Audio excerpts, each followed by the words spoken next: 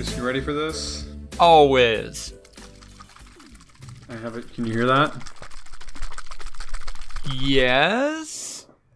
I hope that's like That is the sound of Suja organic juice. Okay. I'm glad that's with a protein probiotics. Shaken. It's gonna taste disgusting, and I want to drink it live and give my reaction. The first ingredient is coconut water, so you know it's good. What? There's no active ingredients in this thing. Bacillus coagulans GBI 30, I think, is the only actual ingredient. Everything else is just like water, juice, ginseng, cayenne pepper. Why is there cayenne pepper in a drink? Right. You know what's great for a drink? Making it spicy. Yeah. Not even spicy, like gritty and like kind of gross. Okay. Delicious. All right, here we go. Unscrewing the cap. Get some ASMR on that. Nope, it didn't pop. I was hoping it would like give it like a little crack. Right?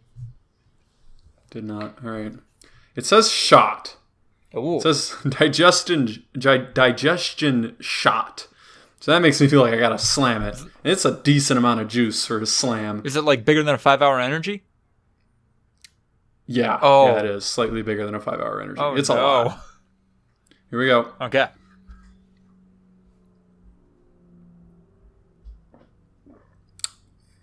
Oh, yeah.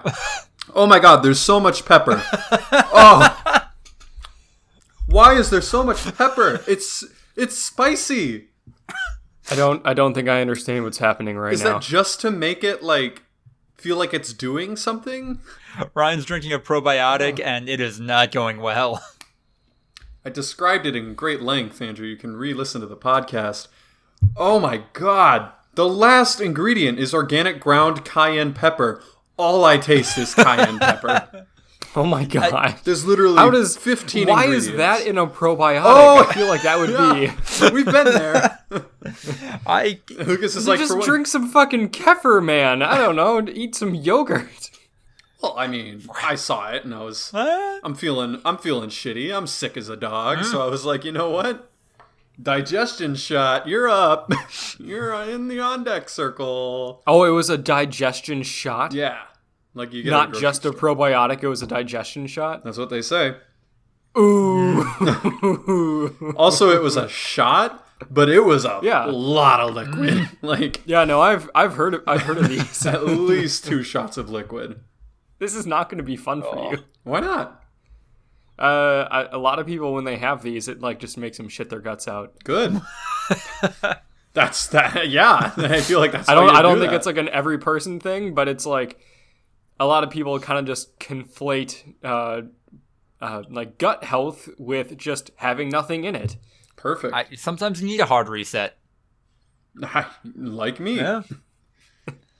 So all right. Yeah. There you go.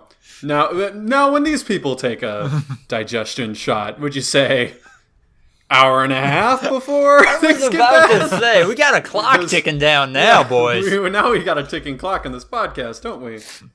I don't think it's an immediate thing. Well, here's to that. Fucking cayenne pepper. Jesus Christ. Yeah, it basically just like a juice cleanse. Yay. Fine with me. And it was fine with me that we're starting episode 114 of the Voluntary Viewing Podcast, recorded on September 28th, 2020. On the podcast today, we have the man who serves as the loose inspiration for the character sweeping late-night TV, Big Dick Lawyer, Ryan Holtz. Aw, is Big Dick Lawyer really me? Yeah, a little bit. All right. I'll take it. A couple of mannerisms in there. Yeah. I like it. So are you saying that every once in a while I show flashes of big dick energy? Flashes. It's not a full blown thing. We see some potential for having a big dick. It's a mystery. It's not there. It's not always there. Yeah. Sometimes we're not really sure what they saw in you, but like other times it's like, yeah, this guy's got big things in his future, and by who's things they? I mean a dick. But also, who's they? I don't know. They saw in you? They, the royal they, the ubiquitous they. Everyone that you've ever encountered? He, she, we, they. Nah, man, just the sex havers. The sex havers are they. And you know what? The sex havers are consistent. I don't think having big dick energy has anything to do with Andrew. sex. I'm going to put it out there. Oh my god, no. What? Hold on. No, nothing to do with sex. Let's plumb this a little bit. What now? I'm just saying a thing. Oh, okay. I see. You can't be putting that out without being willing Andrew's to go to bat for it. memeing. Yeah. He's tossing a hot take out for us to discuss and then withdrawing it to make us look dumb for falling for his bait.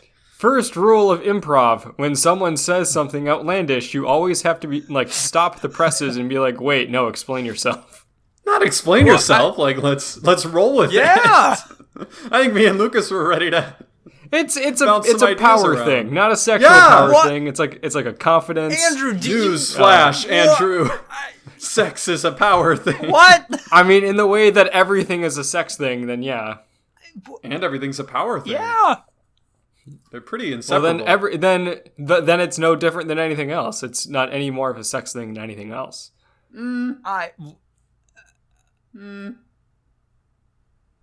All right, you know what? I had a thing lined up, but instead, also on the podcast today, we have a guy who definitely has the word GIMP in his Google search history, Andrew Clark. Because he's into GIMPs? He wants to be a No, GIMP? GIMP is the... I know what a GIMP is. No. The GIMP that Lucas is referring to is the worst name photo editing app. Oh, ever. I know it. Yeah. Photoshop. I used it in high school a lot. Mm-hmm. Yeah, no, I downloaded GIMP today and like I'm trying to like figure out some of the kinks Yeah. to work on some special kinks. upcoming projects. Oh, foreshadowing. Yeah, GIMP's... It's all about not bad. BDSM. Hey. GIMP is legitimately not terrible. Oh, no, absolutely. It is a pretty reasonably, Well done free it product. looks like it has a lot of features. It's just, well, one, I haven't even used Photoshop in like almost a year, but two, like there's a lot of differences, and so I feel like that was a statement on of it- privilege. I haven't used Photoshop in almost a year. It's just a fun one. In high school I used to use that to make my action shorts where me and friends would like shoot at each other with airsoft guns and I would make them shoot actual like bullets. And I would use because I only had Windows Movie Maker. I couldn't put a video track on top of a video track. Like Windows Movie Maker only has one track.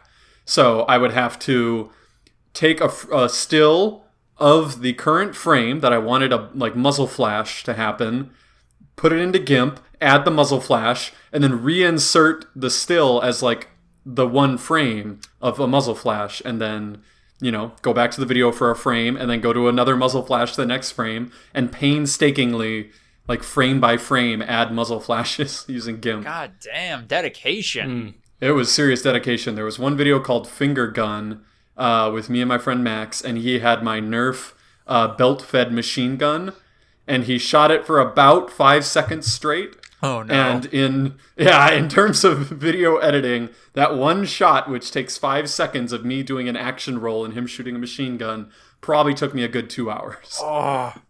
And it's literally just this frame, add muzzle flash. Next frame, let it go. This frame, add muzzle flash. And every frame would take like a good 20, 30 seconds.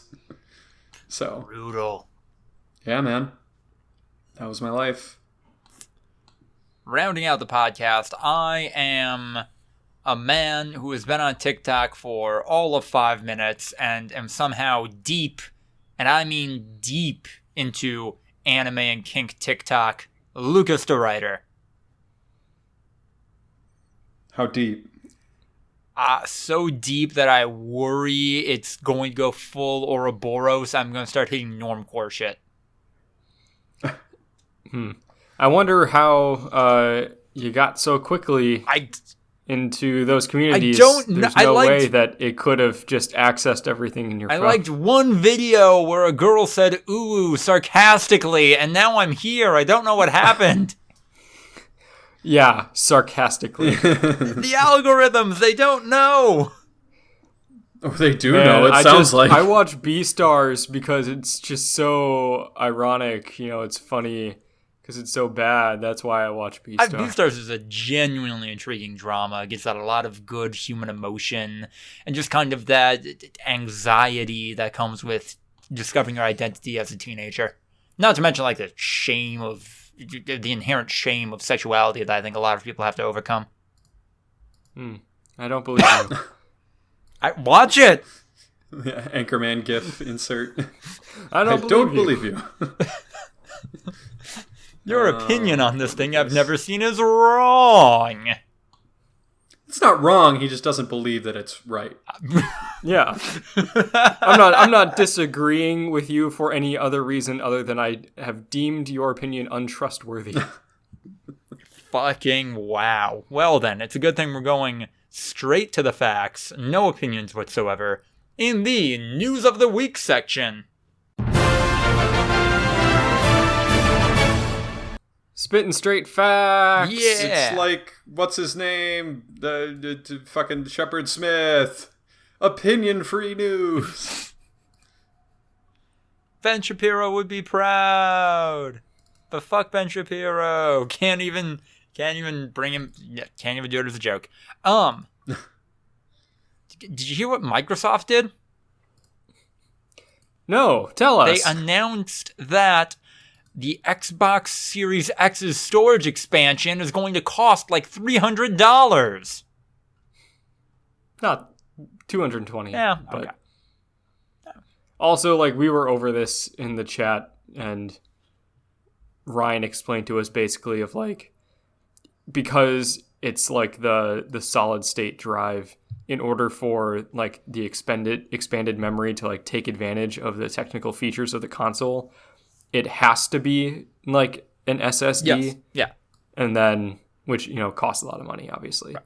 So, not going to ding them for that when I think we had already said, like, Sony's probably going to come out with something very similar. No, Sony's doing fucking, hey, you can use any external SSD drive. Here are the ones that we tested to make sure that they worked, but, fucking go for it. Yeah, but those are still very expensive. They're like $180, $200. Did I just black out? What happened? Were we talking about Bethesda? Oh, yeah, fucking not really important, but like, actually, I just found a portable SSD worth $80 that you can get online. We did not yet start talking about Bethesda. Oh, yeah. Okay. Microsoft bought them. Sorry, I blew it out. Wait, $80? No, that was the one that Andrew found. That's not an SSD. Remember? From Samsung? All right. Fair. Yeah, so like you're still going to be able to, have like a regular external hard drive like HDD, or is it HDD or HHD? HDD, hard disk drive. Okay, got it. And you can still like store games on there and just like shuffle them back and forth onto the console, or play them on there. Mm-hmm. It just then you're not using. It would just be like slower, but like times. if you want to take advantage of the technical, superiority of the new consoles, you could just switch them back and forth. Yeah. Within a couple of minutes. Couple minutes is generous, but yeah, you can do it. I mean, like I've been doing that with like my PlayStation 4 right now, and like with games that have larger hard drive space, it would take a little bit longer, but it's not that hard. No, it's definitely not hard. It'd be like a button, and you could easily do it, and it'd probably be half an hour or so for bigger games. But yeah. Also, I guess they bought Bethesda or some shit for $7.5 billion. Yeah, who cares? Right? Billion or million? I think billion. Okay. I thought it was billion too. Yeah, billion with a B. B. Billy! You want to know? That's like twice as much as Disney bought Marvel for. Right? And like 10 million times more than what Donald Trump paid in taxes in 2017. Hey! That's almost exactly right. I mean, like, Microsoft wants that Fallout 76 money. Yeah, it's going to start rolling in. Microsoft wants that Rage 2 money. Ooh. Microsoft wants that Wolfenstein Shadow of the New Colossus money. Shadows, yeah, I was going to say Shadows Never Die. I don't know why that was in my head. What? Wolfenstein, Shadows Never Die. That's it, right? Oh, yeah. They really want that, was it like Fallout Shelter mobile game money? Fallout Shelter was lit. Oh! Also Fallout 4 VR. Fallout Shelter. Gotta get those bucks. Yeah. Oh yeah, that Also thing. Skyrim VR. They really wanted that Skyrim on the Amazon Alexa money. Oh. On the Alexa? Yeah. Oh, I do remember that now. Yeah, Isn't it called like Super Special Edition or some shit like that? And it was like Ryan Reynolds did it, right? Did the commercial? I think it was Keegan Michael Key. Yes, someone did famous. the commercial. Mm-hmm. Yeah, but yeah, and then I remember. Yeah, that was one of our first stories in this podcast. I want to say. Yeah, at E3. Come a long way. I don't know if you guys have any thoughts on this. I feel like we're getting to this one a little late, so it's been proved out. My only hot take is monopolies are bad, but Bethesda was obviously hard up if they were willing to be sold, so I don't know. Maybe this will work out decent for the consumer for a little while, but then probably not great in the long term. I don't know. I think this was a pretty good move. Like obviously, as someone who's probably not going to have an Xbox, this makes me, concerned that, some of those games that I would otherwise play are going to be exclusives, which, they still might not be because Bethesda is still going to publish its own games apparently. But I don't know, this seemed like a no-brainer. One of the biggest game developers ever, kind of being sold for like a lower price than what they would have otherwise. Gives your console that, its greatest criticism were like there's not enough games on it. All of the fucking games. I don't know. Seems like a good move for Microsoft. But they were still going to honor their PS4 exclusives. Right. So they're going to get cucked for the first year or two. Yeah, but I mean, then all those games that are in development, they're going to come out, years from now. Like, that is going to be a big deal. And then also all those other games that they had produced before immediately getting put on Game Pass, also kind of a big deal. Yeah, potentially. Mm-hmm. I see that Obsidian could now make a new Fallout New Vegas using the Fallout 4 engine, Fallout Miami or some shit. I'd be down. That'd be really cool. That'd be pretty fucking cool. So, I mean, we wouldn't be able to play it. Well, you keep saying this, and I don't know what the precedent is. It's not necessarily true. so Ryan has a gaming PC and low settings. Low settings, you and I might be able to find. Yeah. I don't know if my computer would be able to handle like a new game like that. I mean, it'd just be Fallout 4. Fair. If you could handle Fallout 4, I mean, I don't know. I don't know if I could. I'd have to check. Did you actually buy a gaming PC? I bought a gaming laptop, Lucas, which is just as good, except it's not apparently. Except for Ryan said it was not, and you were like, I really like working mobily, and I was like, fair, but And then here we are. It's pretty good, though. Oh. We played PUBG for a while. We still can. Yeah. I think that time. Did I tell you that I played PUBG on the PlayStation 4 a couple of times? Yeah, I think you did, because it was free, right? Yeah, it was real bad. Yeah, no, oh my atrocious. God. It was awful. Yeah. Yeah. Anyway, we're talking about Microsoft. I mean, not anymore, but we were. We were talking about Microsoft. And now we're talking about Among Us, which, if it's so good, why isn't there an Among Us 2? Well, that's because developers just scrapped the sequel and are adding all of that shit to the original game. Yeah. Okay, so I have to ask this question. When did Among Us come out? Like 3 years ago. Yeah, I thought it was recent. Is it really that old? I think so. Really? Damn. Really? I mean, because I had only started hearing about it, in the last couple of weeks. Yeah, June 15th, 2018. Yeah, it's a little over Sleeper 2 hit. years old. Yeah. So I'm like, why the fuck were they planning a sequel or like developing a sequel already if this game just came out. But all right, I guess it just blew up recently. Shows you the power of streamers. I guess. Hey. Literally, if you make a fun game and somehow get a big streamer to play it, it might just become the new thing. Right? Because everyone just follows whatever they do. Yeah, they might be getting some paychecks coming because of all this. Probs. Hashtag ad. Hashtag Among Us developers, give us your money and we will say good things about your game. We played it, had a fun time. Oh.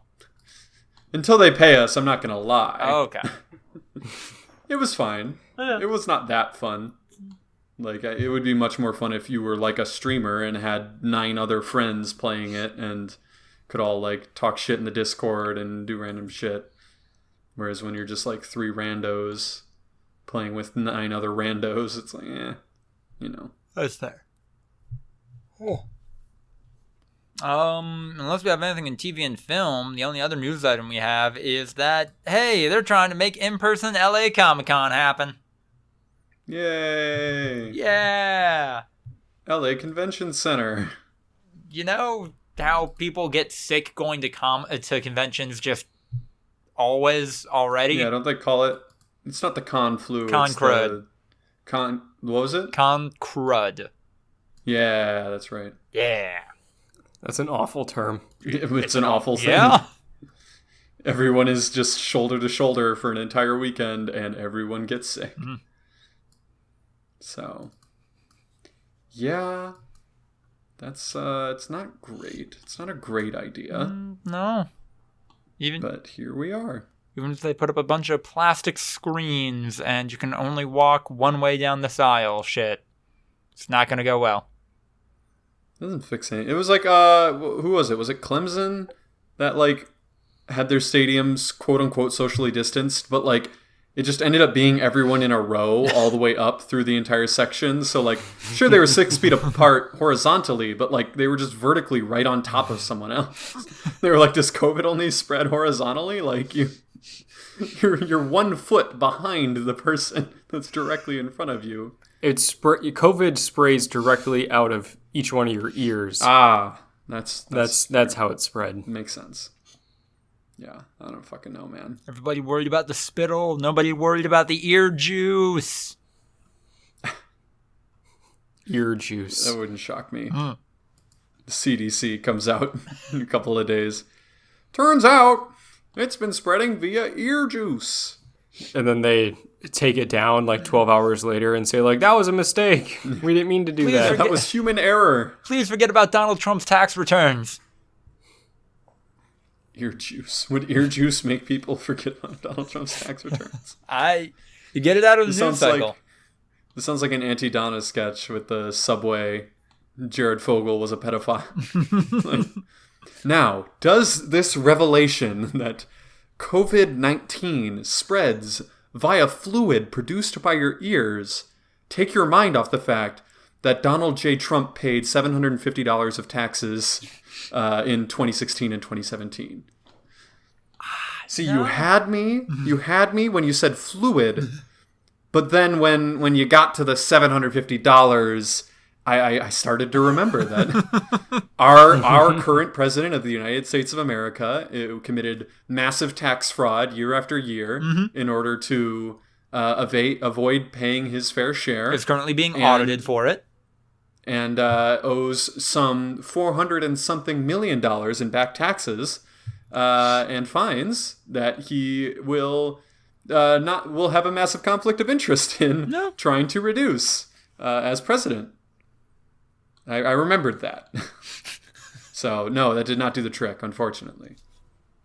Also, somewhere around like $1 billion in debt to somebody. Well, we all kind of knew that one. Oh. Yeah. All right, unless anybody has some memes they want to sneak in. The memes. No? Okay. There was Pokimane without makeup. That was like somewhat big. Like there was a lot of simps died. Well, yeah. Just they saw a woman without makeup for the first time. Yeah, but then she turned into an And they were anime like, girl, and everything was fine. I think the meme blew up so big that for some simps it was time over. Oh, Because yeah, like you said, like she was literally an anime character to them for years, and then they see what a woman looks like without makeup naturally, and they were like, oh my god, oh, she's a human being. Oh, just pulled up the image, and she still looks like a normal, above-average attractive person. Like, yeah, what? Oh. but like she doesn't look like an anime character. Like that's you realize what has happened to these simps. Their brains has just I don't know. I don't even want to say like has been deformed or melted because like something else that I don't know how to describe has happened to them. They've definitely never seen a woman without makeup on before. And then on top of that, their brains have been turned to mush from years and years of putting this person on such a ridiculous pedestal. And all of the visual media that they consume being animated. You know what? That can be you one day, Lucas. I see where you're coming if from. you just try a little harder. But I don't think this is exclusively an anime thing. I think, like, female beauty standards in media across the board are not great. Is that fair? Yeah. You gonna give me shit for that, Andrew? No, I think it's shitty what is happening to Pokimane. Right. Like I think we can all agree to that. Yes. But because she was putting herself out there and trying to like be like, oh look, like it was her and a few other like women streamers who were like, we're gonna do a no makeup day to like kind of show like girls that it's okay to look like this. Like you shouldn't have to look like us all the time. Which is, I mean, at least a little ironic. Like that, like you have become the poster child for like, beauty standards and everything to then be like, nah, look, see, it's fine. But yeah, and then they probably lost a significant chunk of income because of it. Yeah. I'm sure they'll be fine in the grand scheme of things, but hopefully. Pokimane in particular got memed pretty hard. And then, sorry, I wasn't like being facetious or anything earlier. My Pokimane thing that I saw recently was that she did run the like virtual YouTuber software and was a VTuber in a stream recently. I don't know if that was before or after the no makeup stream, but that also happened. That's why I drew the parallel to anime. Ah. Yes. Not because of Andrew's reasons. Oh, no. That would make sense. Yes. That would make more sense. Believe me, when I'm taking shots at anime, you'll know when I'm taking shots at anime. Yeah, you go on like walks of self-discovery and shit, like a movie. The Lucas that we know disappears for like 10 days. What's the like trope the shell called? of his formal self. I think the trope is the dark night of the soul, is what they call it. That's what you do when you start shitting on anime. And I might shit on anime more, depending on if you guys will let me in the breakouts.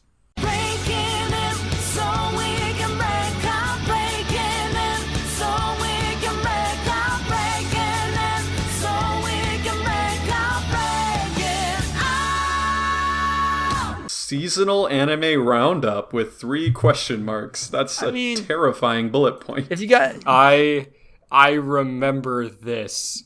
What? Like, do you like you do this every once in a while? You have your seasonal anime roundup. How do you not remember this, Ryan? I don't know. Probably because I don't pay that close of attention. Oh, that's fair. I mean,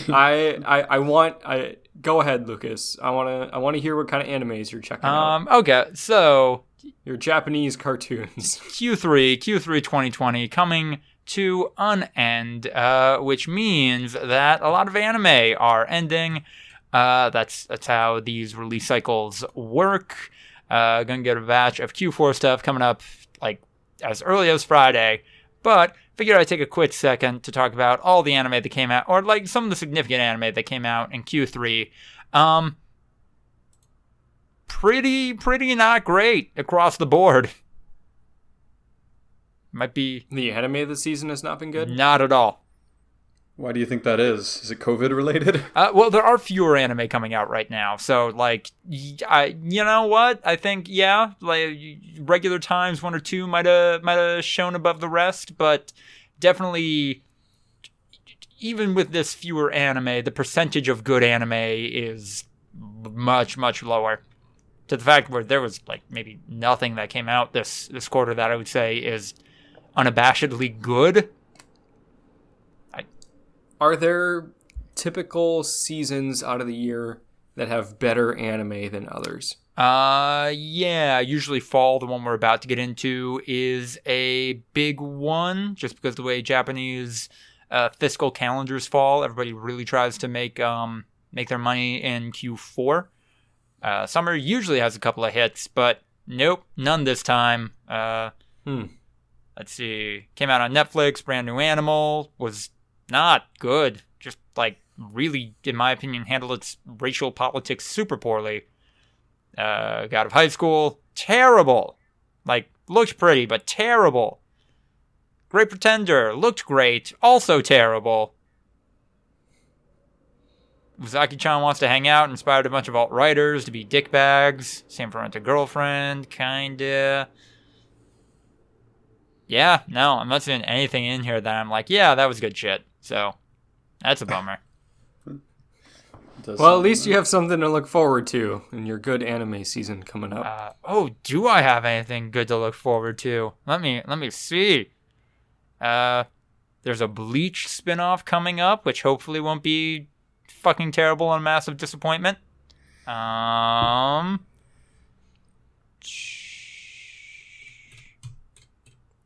which ones are you going to check out?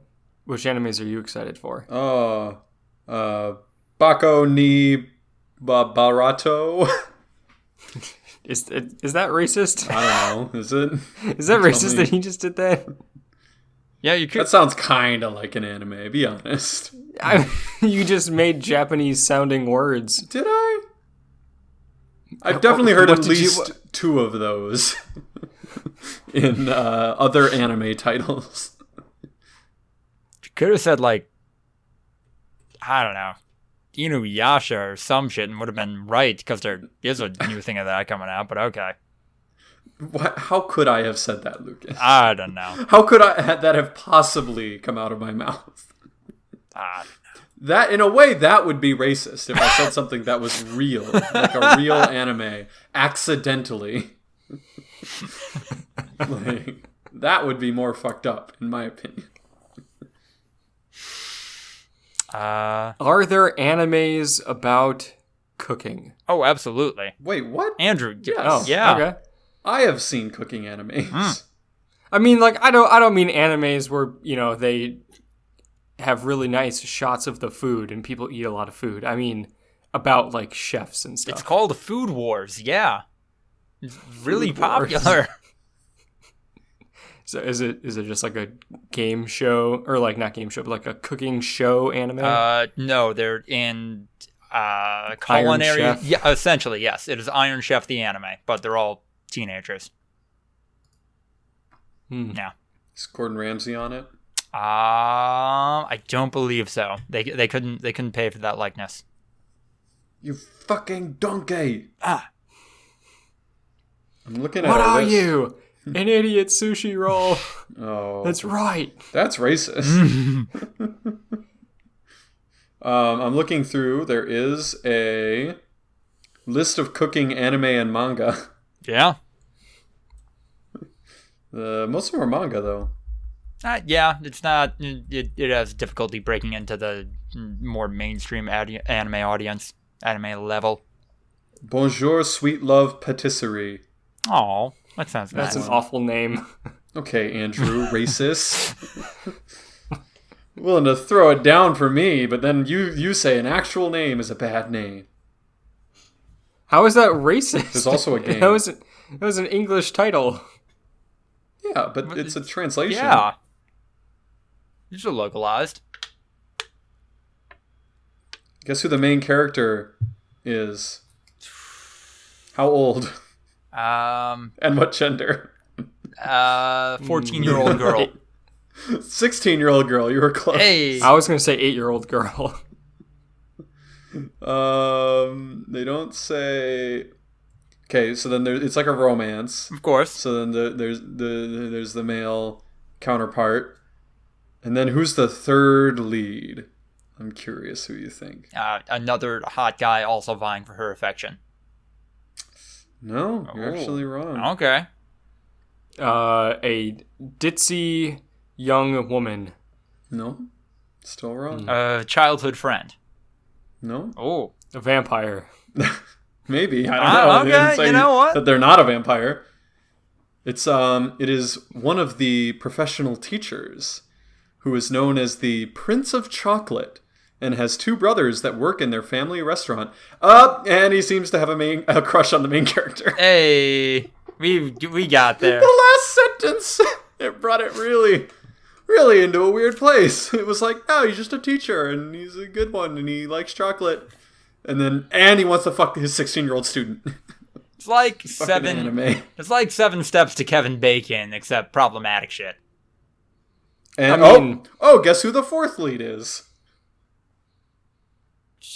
Is it another man that is vying for her affection? It is another one of the three teachers who is French and has a crush on the main character and went on a date once with her. Here's the thing. Does this anime sound problematic? Yes. However, it does seem to be accurately portraying the Culinary Arts Institute. Oh. Andrew, I have a question for you, and this is pressing. Who's the fifth lead in this show? Ooh. Is it another member of the school vying for her affection?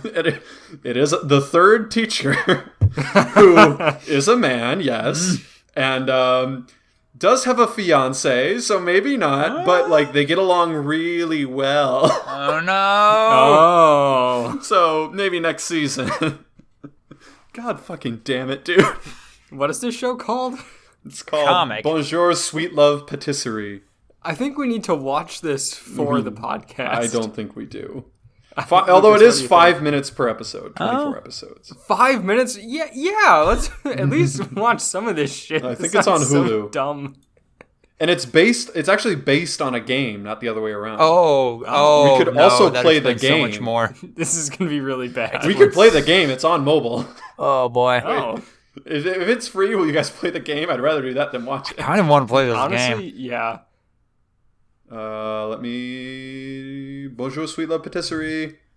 Okay, that's a lot of porn. Are you on Bing? I'm on Google right now, and I'm not seeing any porn. I was on the Google Play Store. Oh. And the first few games were clearly sex games. Is that what the game is called? Maybe the game isn't called that. I don't know, man. I'm not seeing the game. Anime of Girls mobile game. That might Oh, be it's what still in called. development. Wait, how can the... What? What? How Okay. can the anime be based on a game? No, the game came out in 2014. Oh, It says that.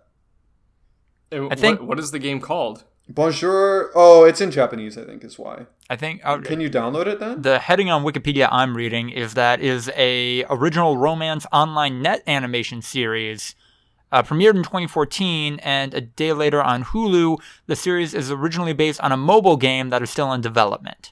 Yeah, I think that hasn't been updated, because then if you scroll down, it does say release date for the mobile game, December 16th, 2014. Oh, oof, Wikipedia, But- come on. But if I go to the Play Store, I don't see it. Oh, wait, what if I just click Yeah. Android? Is that going to take me to the Wikipedia? No, it takes me to the Wikipedia for Android. Yeah, I can't find it on the iPhone App Store either. Mobile. Maybe it's not available here. That You could be. fucked up. No, I'd buy that, yeah. I just mean, like, what if it's just too porny? Andrew, seeing artwork of this game, this is not the kind of game that gets too porny. All right. There's a chapter called Chocolate Temptation. Okay, that's pretty good, actually. You had me back. I want to find this game again. The teacher's name is fucking Mr. Chocolate or whatever. Like, that's clearly Prince of Chocolate. All right, here we go. It's gonna... No! Lucas is so bad. We're gonna watch this shit. This sounds hilarious. No, that's not hilarious. That's not horrifying to anyone else. No, it is horrifying. That's why it's so funny. Oh, okay. I see. Yeah, I don't know. There's a website called gpara.com. Maybe you can download it from there. That sounds safe. ggamers.com. And I just see a bunch of Japanese characters and then a blank page. We lost the thread a little bit, but the only anime I'm legitimately excited about coming next quarter is Jujutsu Kaisen, which is one of the few Shonen Jump series I know nothing about, but people say it's awesome, so looking forward to finding out and then talking about / recommending it to deaf ears if it turns out to be good. I mean, yeah. Could recommend it to some of the people you work with, maybe. I mean, they have to watch it anyway. Hey. Yeah. So you can talk about it with them. Yeah. Yeah. They call it a reverse harem. Right, that's what happens when a bunch of guys are interested in a girl. So, life. Correct. Yeah. Just a bunch of human simps. existence. Right. I see. Whereas the harem is the male fantasy of reversing roles. The reverse harem is actually just real life. So it feels like you don't need a qualifier for it. Yeah, no, exactly. It's one of those weird things where like the reverse is the real and the real is the reverse. Yeah. You know what I'm talking about. Yeah, no, I totally follow. You're right. Yeah, I don't know. They call it an Atomi game. What does that mean, Lucas? Like a dating sim. Yes. Oh my god, there's so many men. I'm looking at the cover photo, and there is legitimately like 7 men, all with various fluorescent hair colors. Yeah. How do you think they tell them apart? Because one is into chocolate. Hey. Which you know is just code for... for other things. God damn it. All right. Maybe one day you guys will watch that. Speaking of other things, well, actually, you know what? Not getting too far away. Andrew is getting into the nooks and crannies. Oh, of Madden 21. Before I was just a nook guy. Now I'm getting into those crannies. Oh, That sounds of Madden 21. Franchise mode. Because you're trading?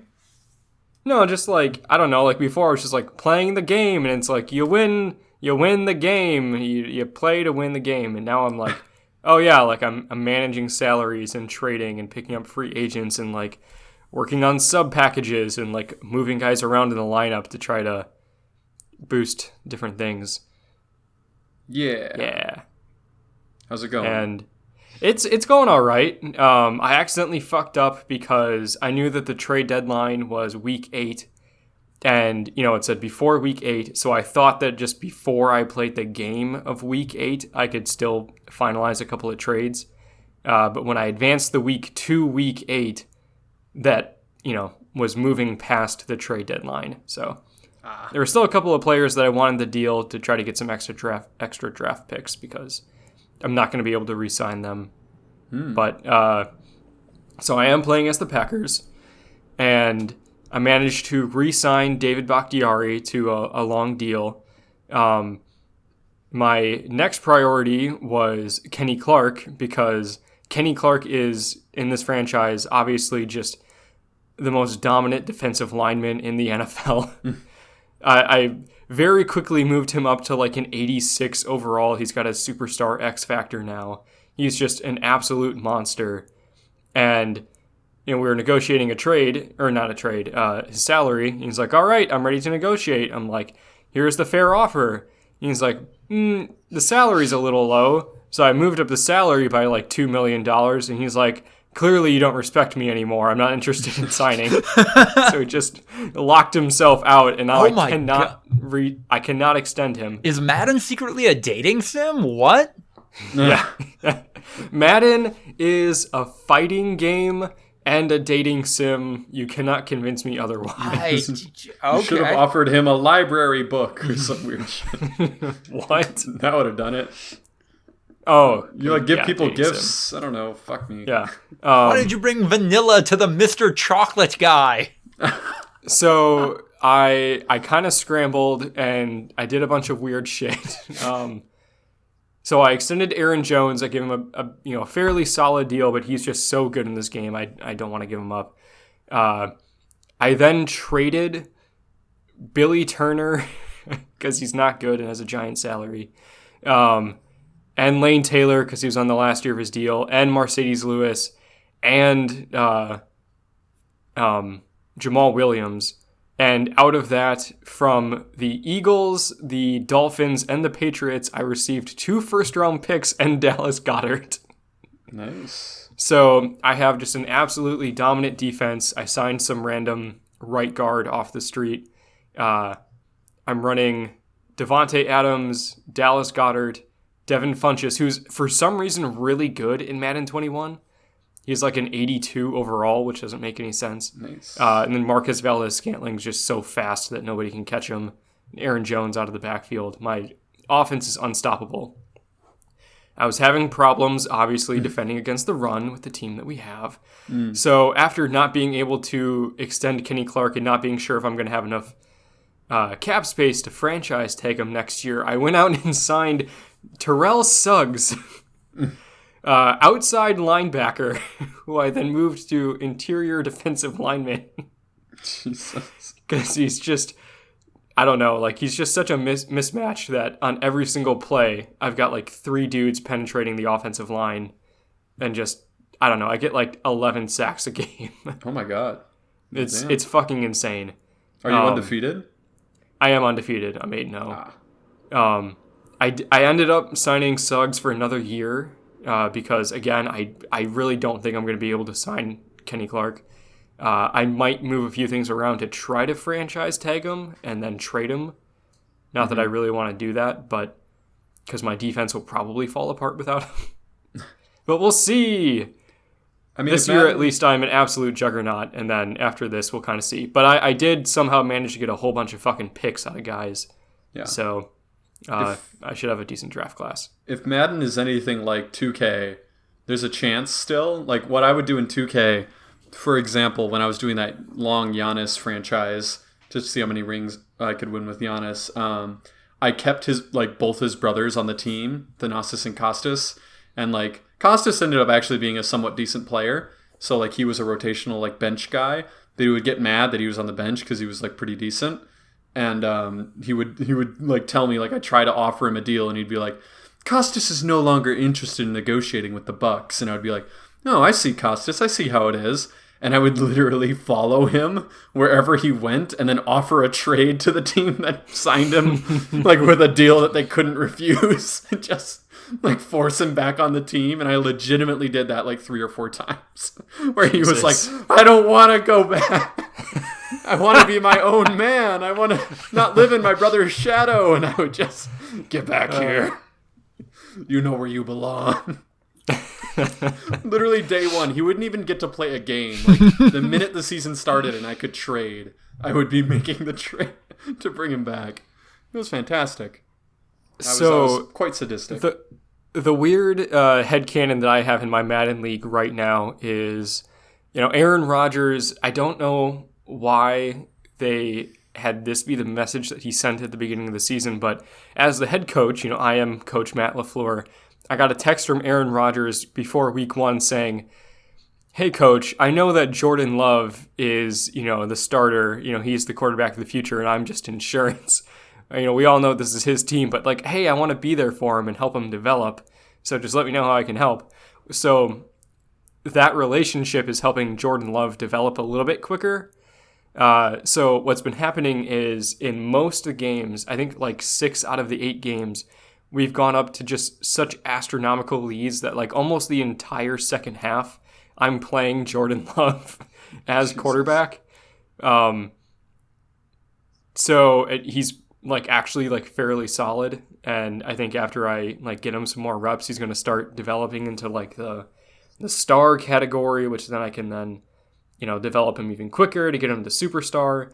And then when Aaron Rodgers' giant cap comes up in like 2023, I'm going to trade him, because that's what I got to do to clear some space, because I'm going to have to then sign Jair Alexander and fucking Devontae Adams and all that shit. And then Jordan Love's going to be like, hey man, I appreciate you. I'm going to go win 5 more Super Bowls with this team. Are you, what's it called? Have you considered raising the difficulty? It sounds like you're... I mean, I did raise it to pro. So like I realized that, so I played the first game on pro, and then I must have accidentally moved it back to rookie, because like the next 2 or 3 games were just such, I was winning like 65-0. I'm like, this doesn't feel right. And then I found out that I had somehow moved it back to rookie. So I put it at pro, and it's been like a little bit more of a challenge since then. But still, like, with Dallas Goedert on my team, my offense is just unbeatable. And then with Terrell Suggs in the middle next to Kenny Clark and Zadarius and Preston Smith, it's just like they cannot stop me.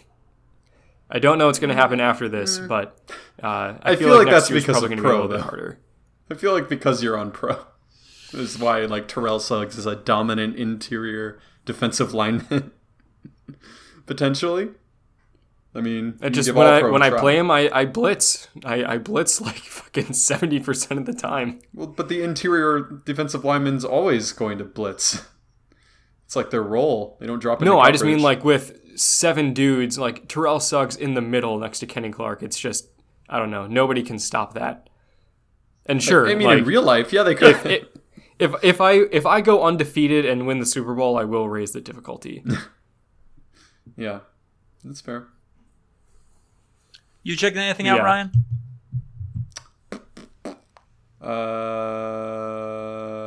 No. All right. I've been. Oh no, never mind. I take it back. I was watching Dropout, the College Humor streaming service. Fuck yeah. I've been watching Dimension 20, which is their role-playing game starring Brendan Lee Mulligan, because I'm just like a Brendan Lee Mulligan stan now, and that's just my life. I got you into it, yes. Oh, did you? Sorry. I think I did. Did you recommend it at one point? I got you into Brendan Lee Mulligan, I'm sorry. Oh, absolutely. Yeah, yes. No, I mean, I definitely enjoyed his like CEO stuff, but oh my god, dude, he's a fucking genius. He is so fucking funny. Have you ever seen I didn't want to recommend it because it's like long, it's like an hour long, but if you're a fan of his, have you seen the role-playing Serial game? I have not. Dude. If you're a fan of Brendan Lee Mulligan, there's a video, and it's not by College Humor, it's by someone else. And it's like I think it's basically like a podcast. And what they do is every single time they do a different themed role-playing game. Mm-hmm. It's dorkly. Yes. And they do... That is College Humor also. Oh, is it? Never mind then. And they did one episode where they're playing a breakfast cereal RPG where they're all breakfast cereal characters. Like in a breakfast cereal commercial trying to convince kids to like eat their cereals, and not like bland, boring cereals like a 90s commercial or whatever. And he plays Tony the Tiger, and it is just fucking poetry. He is so good. It's terrifying. And there is a video, like if you're not willing to commit 57 minutes, I do think the full video is way better because it provides all the context and has also some other laugh out loud moments, like the other characters. One is the monster that wanted honeycomb from all those commercials back in the day, like the Me Want Honeycomb, and he's like this creepy devil creature. And then the Snap, Crackle, and Pop, the 3 elves from Rice Krispies, and they're all fucking horrendous, like demon spawn basically. And yeah, it's fucking gold. And but once again, if you don't want to watch the full 57, there is like someone condensed, like a 6-minute. Just Brendan Lee Mulligan as Tony the Tiger. and it's all of his quotes. And like they're not as good because they don't have context, Right. but No, Jesus Christ. I've been meaning to check out some of his role-playing stuff for a while, and now that you've given me an out, I think I'll finally go down that rabbit hole. Andrew can vouch for this. I showed this to him. You should check out the episodes of Game Changer. Yep, that he's on. Game of Is it Noises. the one with where he can't win? Okay, that one is fantastic. But the ones I showed Yeah. Andrew are Game of Noises, and those are phenomenal. Game of Noises, I thought got a little obnoxious. Oh. Not his characters, honestly. I Okay. thought the other guys were a little eh. Okay. And then what was the other one that I saw with him? That was pretty golden. The lie detector machine. Yes. That was pretty great. The same bed that I lost my virginity in when I was 16 years old is the bed that I was later cuckolded in with my, at the time, longest running girlfriend. What the fuck? Yeah, oh no, it got real in that game show.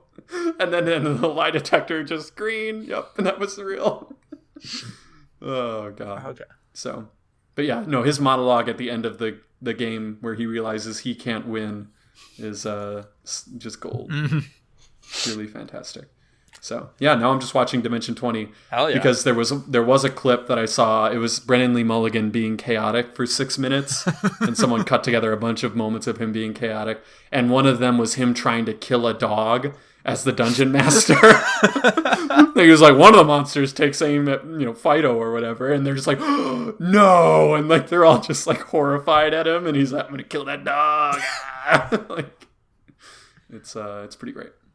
Fantastic. So, yeah. I'll do this one Getting super into it. quick since we got to get to the boys. But yeah, I'm not going to play Doom 2016 anymore. The fighting is fun, but they do a weird thing where there is actually a decent amount of platforming in this first-person shooter. So Isn't that kind of the whole point? No. What? Yeah, I What? thought it was a Yeah. little platformy. Yeah, it's like shooting and moving. Like Yeah. that's Oh, no, not like you're moving through an area. You're like, you have to land a couple of like tight jumps in an environment where there are no monsters in order to progress through the game. oh Yeah. Like, you're not fighting all the time in this game. You are getting to a new area, killing a bunch of monsters, and then like trying to make a really long double jump for 5 minutes, which is maybe more time than you spent fighting the monsters in order to move on to the next area, and not into it. Not into that. sounds like you might just not be good at platformers, Lucas. My progress in Super Mario 64 would beg to differ. He says, barely under or over a whisper, Lucas, it sounds like sounds like Kenny Clark just doesn't want to re-sign with you. sounds like you're just a fake gamer, Lucas. Wow.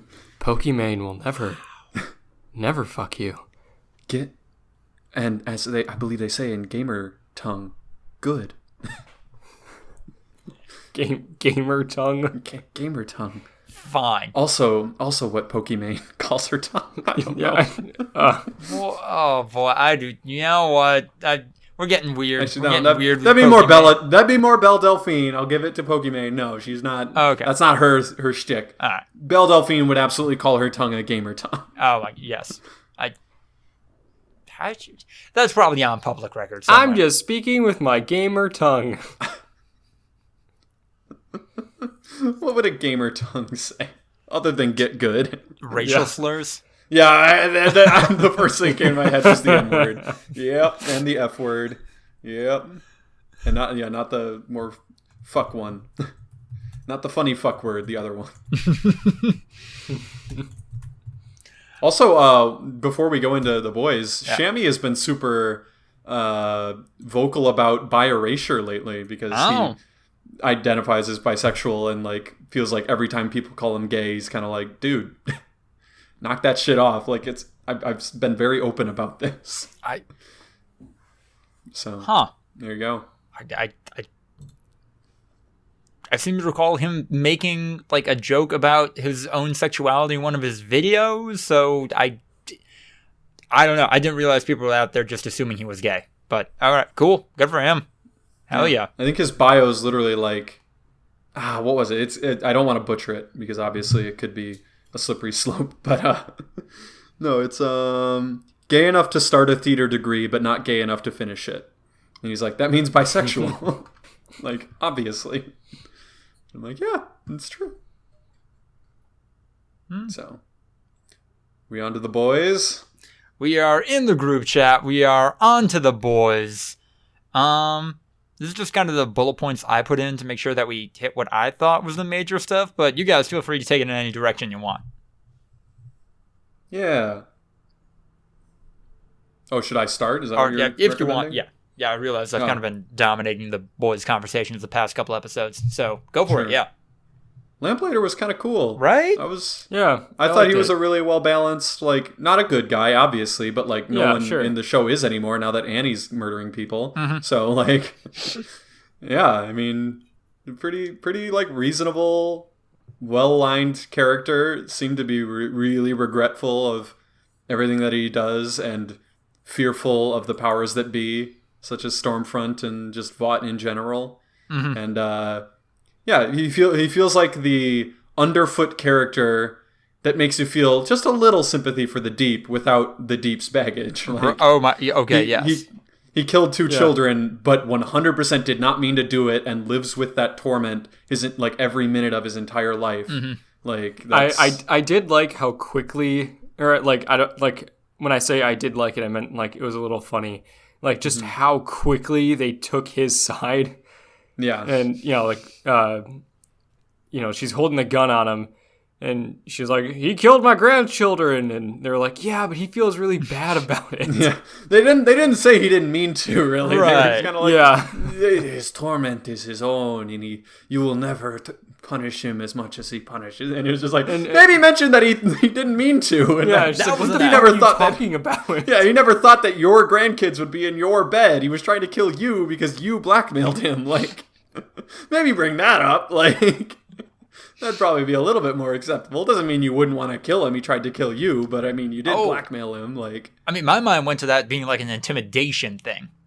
But okay. Oh, he was just gonna burn her bed? My mind went that he was trying to kill. Oh, no, I thought you said her house on fire. I think he did say like, I didn't know the kids were going to be there. I thought it was your boss. Yeah. I think he did say he was trying to kill her. Okay. Yeah, I'm pretty sure he was just trying to stop the blackmail. Even more ambiguous. Through murder. Yeah. Not good, but like, no one is in the show. And like, we also don't know what he was being blackmailed for, but I mean, it was probably just some random superhero shit. Yeah, fucking a dude or something, and they're like, no, that's not okay.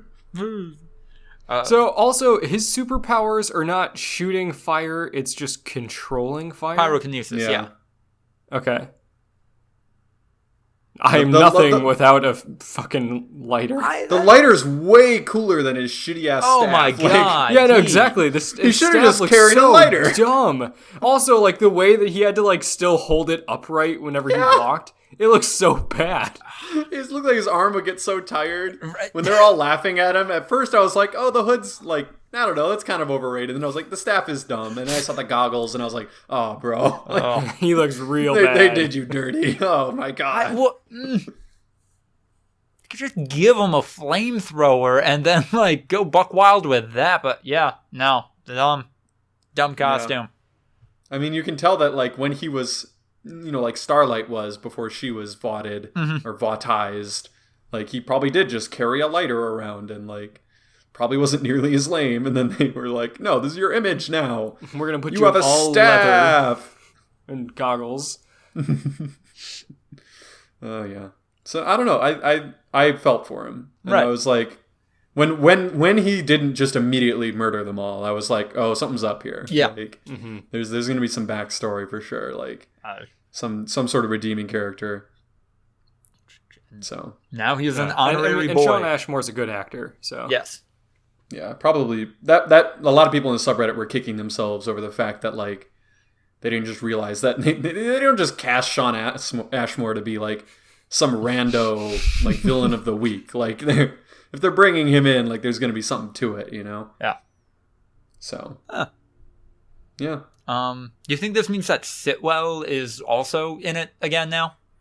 Also, I saw Sitwell, which is the character from changed it Arrested to Development Stillwell. that has no Okay. eyebrows. Okay, that's my bad. I don't know if you remember Stan Sitwell. He didn't have eyebrows. He had alopecia, and they made fun of him. Oh, yep, from Arrested Development. Yes, thank you. Yeah. Also, wait, wasn't Stillwell the one that Homelander killed from season 1? Yeah. Oh, fuck, I Yeah. got the names all It's wrong. Mallory. I don't know what her last name is. She probably has one, but I don't remember it. Mallory. Okay, is Mallory like in with the boys now? I mean, she was the Right. leader of the Yeah. boys before. She was the leader. It feels like she's now like maybe going to take a slightly more active role, but still Yeah. going to be the like retired. Yeah. Doing stuff on the side. Yeah, like I can get you some stuff, but I'm not going to physically become the leader anymore. Even though she's like 10 million times the leader of Butcher. Butcher's such a shitty leader. God. Yeah, Butcher damn fucking it. sucks. Oh, God. Thank you. Can we finally talk about this? Can we finally talk about how this self-destructive asshole should not be heading up this team? Yeah, but neither should Huey. No. Like, Oh, God. Yeah, No. but I don't think maybe- Huey ever really tried to head up the team. He just did some leadery stuff. I think he kind of tried. I think he kind of was like, no, I can do it. I mean, if anything, Mother's Milk, but he doesn't seem to want it. No. So. Yeah. Frenchie's just a little No, too crazy. Frenchie would be like Huey crossed with Butcher, like just PTSD crossed with just deranged psychopath like that. Frenchie's literally Charlie from Always Sunny when he's like, wild card, bitches.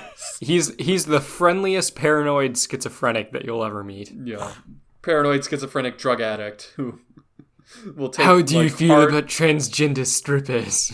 hardcore hallucinogens and then start working on high explosives? Weaponized Xanax. Yeah, we finally found out what a little more of, Frenchie's backstory this episode, which was saving his friend from ODing, which is how he lost track of Lamplighter, and then that fits. Can I just say that I appreciate the way that they have like done the backstories of these characters, because my brain is so used to like lower tier television that anytime a character's backstory is kind of like, you know, dove into and fleshed out a little bit, I just expect them to immediately die. Oh, that's fair. Yeah. Huh. Oh, because you're used to The Walking Dead? Yeah. Yeah. Basically. Yeah, I don't know of many other shows that do that. Feels like that's usually that's just wasting time in the show. But when you have an unlimited amount of seasons and you need to make characters that no one cares about, you need to make people care about them, then yeah, you like build them up, you fatten them up so you can then slaughter them. Whereas I feel like most shows, when they're investing time into a character, it means they're about to take a like bigger role and they want you to empathize. But yeah. Mm-hmm. No, I liked it. I mean, it was reasonable. I mean, everyone knew that he probably didn't just fuck off because he was like, oh, I don't care. Like, Well, I don't really think they even said like what happened. They just said he broke protocol. So I kind of thought like maybe that meant that he engaged Lamplighter. Oh, yeah. And that like her kids somehow died in the crossfire.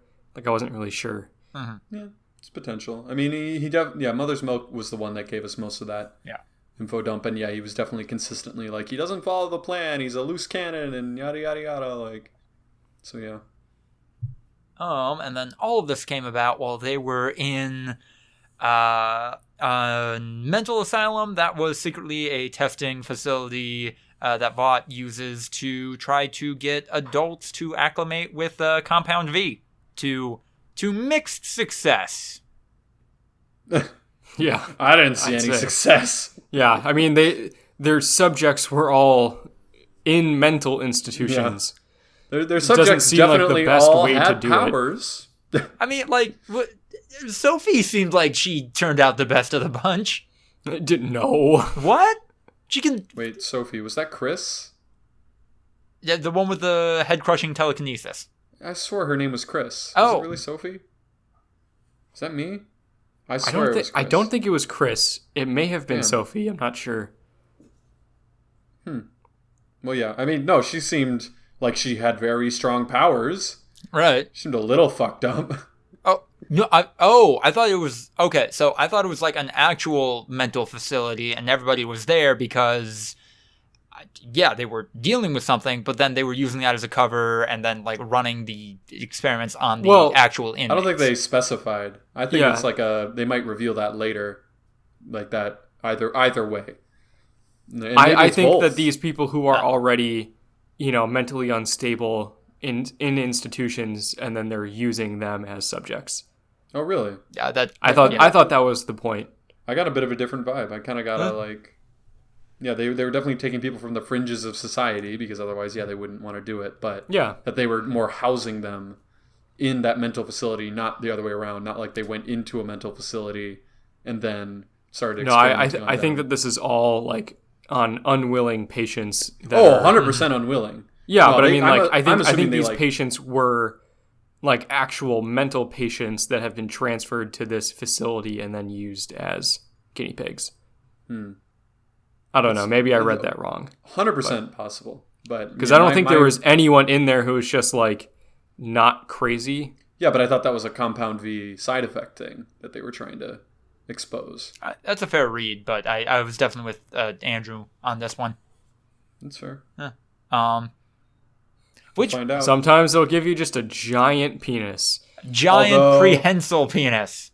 Yeah, it's literally a tentacle. Do you think? Yeah. Do you think it gave him his foreskin back, or was it like that beforehand? The conversations everyone wants to have. Still a better power than just a slightly stronger stomach acid and you're throwing up all the time. Slightly stronger? Oh my god. Okay. What's your stomach acid like? Stronger stomach acid. Incredibly stronger. And no, I will admit it's shitty because apparently his own skin is not protective against it. Feels like that should be the caveat for the power, is that you are immune to your own acid. God, how chapped would his lips be? Oh. I mean, are you constantly like... I guess, he was. Is the inside of his mouth not... Yeah, I mean, I'm assuming all of his internal organs were immune, but anything on the outside, not so much. Yeah. Gross. I want to revisit one of our predictions that I think we had a pretty decent long discussion about and present another point of evidence that Homelander is on a different tier from Stormfront, because I think, again, in this episode, you saw the fear of fucking God in Stormfront, that she is absolutely not prepared to win in a one-on-one combat with Homelander. Like, she would get absolutely stomped like any other superhero. Yeah, no, like... we kind of argued about what her motivations were before, but yeah, she definitely seemed afraid. Yeah, this time. She can maybe control him, and that's what she's trying to do. But she absolutely, like, if shit hit the fan, would be fucked just like everyone else. Do you think she's trying to manipulate him, or is she genuinely in love with him? Yeah, or both. Both, definitely a little of both, right? Like he's the perfect specimen, but. No, she doesn't give a fuck about him personally and like his personality. She's probably in love with how perfect he is, quote unquote perfect. And he also doesn't give a fuck about like Nazi ideology or anything. He hears I'm the leader. So I'm the god of the world. Yeah, it's like you say I'm God. Hear me out on this, because I've been trying to put this together in my mind, like where I have seen. What I know Homelander's specific attitude of, I don't fucking care about anything or other people, but I also want everybody to love me unconditionally and know that I'm just like hot shit. Homelander is just a fucking incel. Yeah. I love it. I mean, I think he's an incel. I personally feel like the metaphor is 100% like American nationalism and jingoism, and how... Like, the point that they're literally trying to make with this whole season is how easy that slides into just bona fide fascism. Like, it's literally, it takes one little push to where if you talk about American exceptionalism, you talk about how it's the greatest country on the world and, like, other people are encroaching on our culture, how literally all it then takes is for someone to be like, you're right. And like our destiny is to wipe out all the people that aren't us. Like, then boom, you're there. Like that's all it takes. It's one step.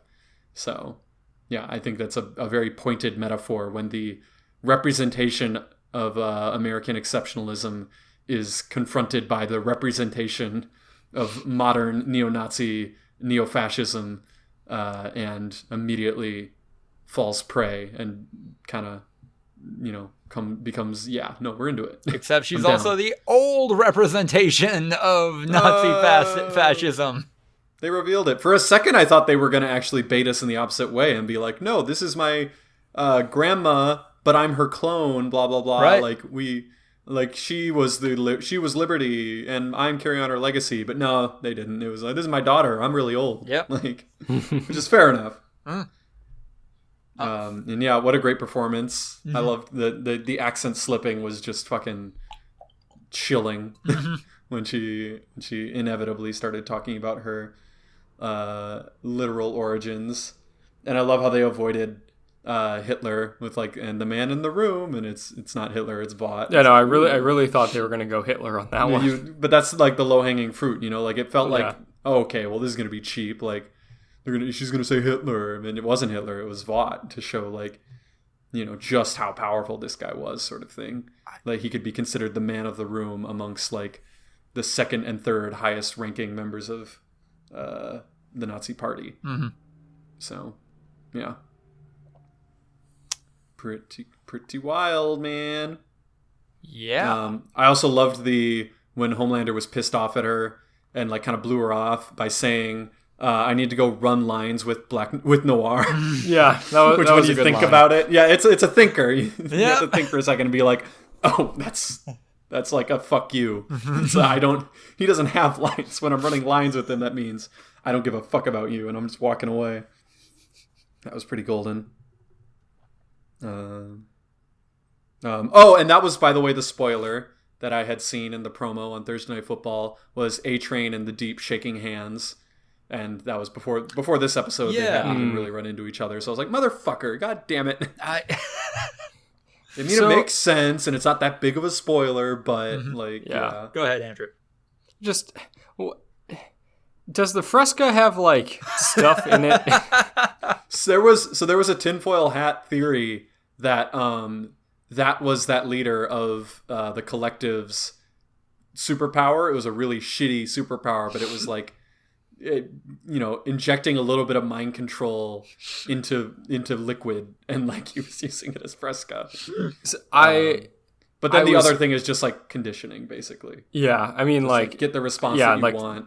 There could be a, I don't know, almost like a hypnosis type trigger word that have been subliminal messages, shit like that. That hearing, would you like a Fresca, makes you more suggestible. Maybe, I don't know. I do think that would be a little lame. I really do like the modern, the parallel with Scientology and those other churches. If they made it more of a supernatural thing, I feel like it would lose a little bit of that, how potent it is, that culture can be, and how it doesn't need to control your mind with magical substances. It can just be psychology. So you don't think that the what is his name? The head of the cult? Yeah, I forgot his name. No clue. Alistair or some weird shit that's like right, that. Yeah. So you don't think he has any sort of weird superpowers? No, that was just I thought that was a tinfoil hat theory. People were just having fun with it. What if? I personally think, it's just a classical conditioning thing. Do you guys think Fresca paid to be in? I think absolutely, yeah. Oh my god. I mean, they all like it. Everyone drinks it. If someone offered me a Fresca, I think I'd say no. I don't think Fresca's good. I don't know. Yeah, I also am not a fan of Fresca. The fact that I think they're, Fresca might even be worse than it. Serum Mist. Oh, it's absolutely worse than Serum Mist. And I agree with you. Serum Mist is the third best lemon lime. But yeah, Fresca's absolutely just tastes like barely anything. It's not good. So 7-Up, give us money. Yeah, here's the thing. No, Fresca Sprite probably paid to have their shit in the show. But do you think their branding guys are are we sure that we want our brand to be the butt of a joke? every couple of minutes. Yeah, but the joke isn't that Fresca sucks. That's the thing. It's literally just brand recognition. That's all advertising is. If you were walking down an aisle and something in your monkey brain was like, Fresca, that's the boys, and you just buy one thing of Fresca that you wouldn't have otherwise, they succeeded. So, well, thanks, Ryan. Now I can never buy a Fresca again. Otherwise, you'll have been proven right. I have never bought a Fresca, and I might have only drank one in my entire life. I have never sipped a Fresca. I think my mom used to drink Fresca, so it was around the house when I was a kid. I was not a fan. I think it might have been around the house, but as like a mixer. And we weren't allowed to touch like drink mixers because they were for like parties and stuff. What the fuck are you mixing in Fresca? Vodka. Yeah, like any... But why? It's carbonated. I don't know. Why not just have like a good soda? Vodka Mountain Dew. Here we go. Party at Andrews. I think it's all about fucking Hooters? Choice. I think that, some people probably like it, right? It's a somewhat successful brand, so just give options to people. Fresca and RC Cola. Yeah. Just the two best drink mixers. That lunch scene with whatever we decided his name was, Alistair the Deep and A-Train was pretty good, though. And sometimes I just, fantasize about drowning you and holding you underwater until you die. And wasn't it after the A-Train was just kind of like, I don't know, man, like, we're cool. Like, he was given his opportunity to testify or whatever, and he was just kind of like, no, nothing really. Just enjoying a nice lunch. Yeah, and then it just cuts to the Deep, and he just, sometimes I just really fantasize about wanting to drown, and he's just like, holy shit, dude. Like 0 to 100. I feel like you were undermining me my entire career. And it sounds like he was. I remember that was part of the characterization, was that A-Train was like one of his biggest tormentors for being the fish guy. Yep. So the Deep has some problems. Oh, yeah. Some deep-seated issues. Which is why he's going to fit in super well at that cult. But I'm convinced that, obviously, but now convinced that they're lying to them both. They're not going to be able to get either of them into the 7, I think. Well, yeah, sure. Cults are not about, like, delivering on promises. I think they're making their own 7. Oh. That's my theory, is they're kind of assembling their own group of heroes that are more loyal to them than to Vought. We got you back in the 7. No, I don't want to be in this fucking group of dudes. It's just the Deep and some other random guys. I don't want to be here. The Deep, A-Train, the guy from Cleveland. Like, they got a roster. They're developing the guy it. From Cleveland, fucking the guy from Cleveland that shoots a bow and arrow. Yeah, and he was like Tech Nines. What's the point? Yeah, that guy. I mean, they're 3 for 3. A guy with a heart condition that can't really use his superpower. I was going to say, like, can they fix A-Train? Because so they said it was like that he was suffering from severe withdrawals. So in theory, if they're able to get him clean for a while, maybe that fixes the issue. Who knows? Yeah, maybe they just, I don't know, do the weird hallucinogenic shit that they did on the Deep. And he's like, oh, I don't need Compound V anymore. I have shrooms. Yeah. Ryan, I actually really like that theory and hope the show goes in that direction. Only other big thing is that Annie and Butcher are bonding as Huey bleeds out. Don't give me your respect. I don't want it. And that makes him respect her even more. It's like, she doesn't need my approval. All right. That makes me hot. Oh, Jesus. The horny Butcher impression was not expected. Also, go ahead. Oh, sorry. I was going to say Brave Maeve Pride Bar. Yeah, that was rough. Christ. Oh, what's fucked up is we haven't even gotten there yet. Disney hasn't pulled that shit yet. They kind of have. They do tweet a lot about their like token LGBTQ plus members. By the way, like, this one parts. Character that we cut out of that one scene in China, was gay. Yeah. So does Maeve's... What's going on with Maeve and her girlfriend? Right? What's going on with Maeve and her girlfriend and her girlfriend? That's her her girlfriend's gonna die. That's what's going on. Yeah, That's probably. She is so fucking dead. And it probably is going to be Maeve that ends up killing her. Oh. In order to save her? I don't know. They'll find a way.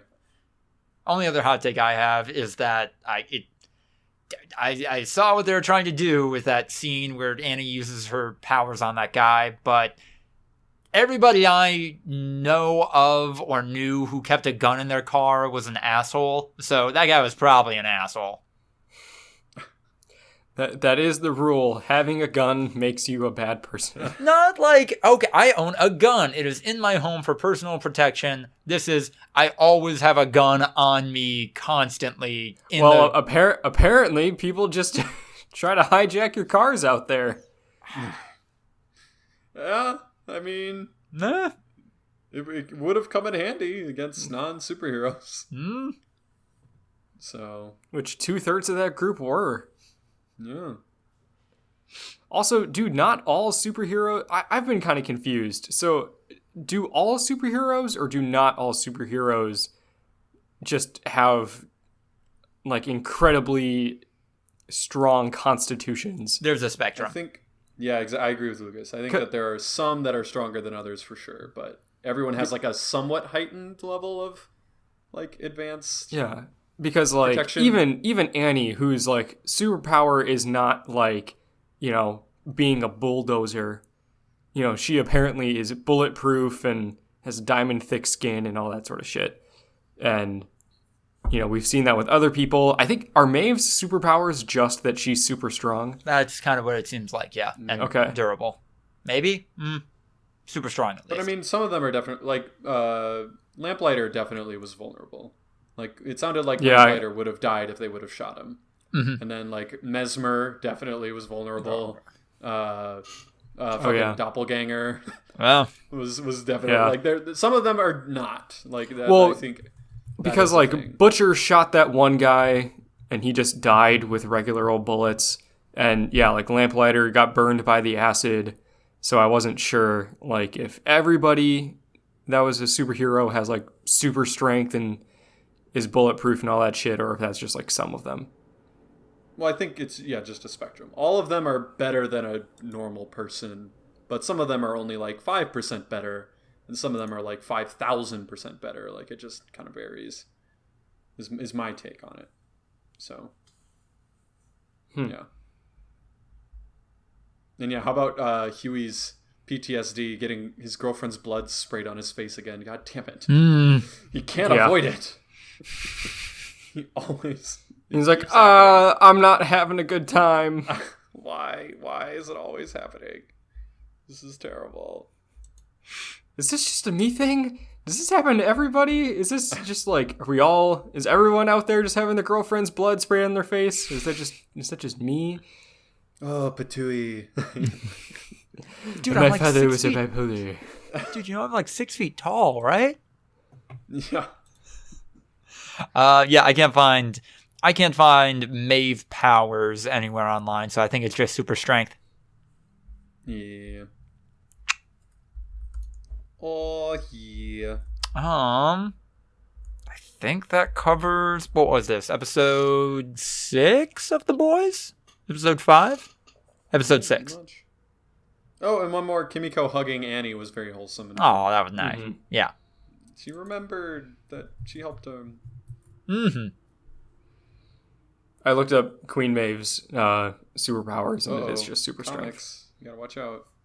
Might get comic spoilers. Although apparently Lamplighter has differed incredibly from the graphic novel, so Okay, good. they might be taking a different direction, but there are still 100% like plot lines that they're following. So be careful. It seems like they've done a really solid job of taking out the especially bad, especially problematic stuff from that comic. So good. Or at least like not redeemed those people. Mm. Like it's fine to show the bad and problematic stuff, but then those people need to be bad people. Like they Oh no, there were borderline racial caricatures in the original comic. Ah, Yeah. well, there you go. That will take us to a collapsing. Oh, wait. Did you guys listen to A-Train's song in the credits? Yes. I my god, started that was to, perfect. but like you I had didn't already finish it? hit exit and took a couple of seconds to exit, and Dude, so that was I heard- legitimately a banger. I heard Eminem pop in. Yeah. No, well, the hook when the female singer comes in, it was like, oh fuck, dude, this kind of bops. Goddamn. Oh no. A-Train, go off. So, yeah, I don't know. Anyway, we can clap. Yeah. Super powered post roll. I don't know. Fuck it. Beautiful. Va-va-voom. Thank you all for listening to Voluntary Viewing, episode 114, which will almost certainly be named What Would a Gamer Tongue Say? All right, not hearing objections. Fantastic. If you like what you heard, like, comment, subscribe, etc. Totally lost my train of thought there. Also, be sure to check us out on Patreon. Support us there if you're able to. Join the likes of Central Richard Nixon, Tiffany Cole, and Sucky Badger. Otherwise, be sure to email us your questions, comments, concerns, business opportunities, voluntaryviewing@gmail.com. Follow us on Twitter at V2_podcast. Follow me on Twitter at Lucas the Writer. You know you wanna. And of course, be sure to check out the Act Blue link in the description of this episode. A donation there will go to a collection of great causes that could really use your support right now. How are we closing this one out, lads?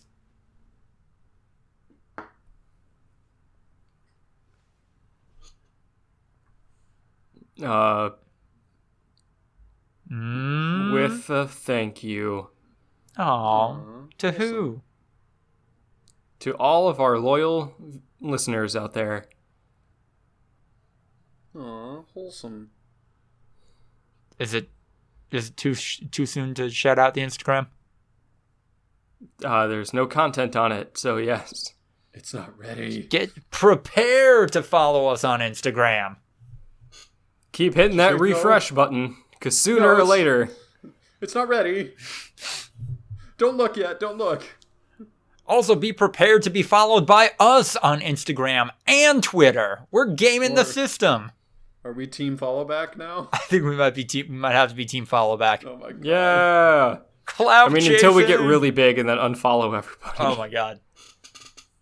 Or just keep doing it. I feel You like know the better what? meme would be to just set up a bot that automatically follows anyone that follows us. Yeah, And guaranteed. eventually- Follow if we fucking get- anybody. Yeah, if we get big, just fucking have like 100,000 people that we're following. We could never look into the feed. It would be just a disaster. Oh my god. I mean, no. why would you? Why would you look at the feed of fucking a podcast? I want to check up on my podcast friends. Wow. Make another account. Awful lot of people agreeing with Joe Rogan in here.